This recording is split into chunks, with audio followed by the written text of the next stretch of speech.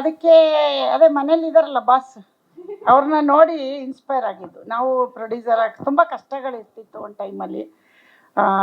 ನಮಗೂ ಪ್ರೊಡಕ್ಷನ್ ಅವ್ರು ಸಿಗ್ತಾ ಇರಲಿಲ್ಲ.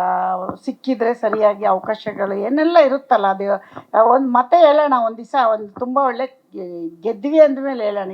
ಈ ಒಂದು ಪಿಕ್ಚರ್ಗಲ್ಲ, ನಾವು ತುಂಬ ದೂರ ಹೋದ್ಮೇಲೆ ಹೇಳೋಣ. ಇವತ್ತು ಯಶು 25 ವರ್ಷ ಆದಮೇಲೆ ನಿಮಗೆ ರಾಕಿಂಗ್ ಸ್ಟಾರ್ ಅಂತ ಕಾಣಿಸ್ಕೊಂಡಿದ್ದಾರೆ. ಅದ್ರ ಹಿಂದೆ ಪಟ್ಟಿರೋ ಕಷ್ಟಗಳು ಯಾರಿಗೂ ಕಾಣಲ್ಲ.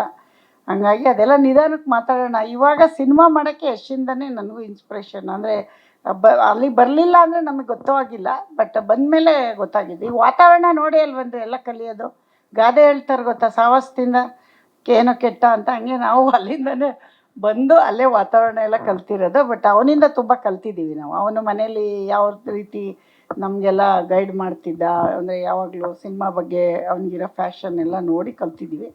ಅದು ಬಿಟ್ಟರೆ ಬೇರೆ ಏನಿಲ್ಲ. ನಮಗೂ ಎಲ್ಲ ಒಂದು ಕಡೆ ನಾವು ಮಾಡ್ಬೋದು, ಮಾಡೋಣ ಅಂತ ಒಂದು ಆಸೆ ಬಂತು, ಮಾಡಿದ್ದೀವಿ ಅಷ್ಟೇ. ಮಾಡಬಾರ್ದಾ?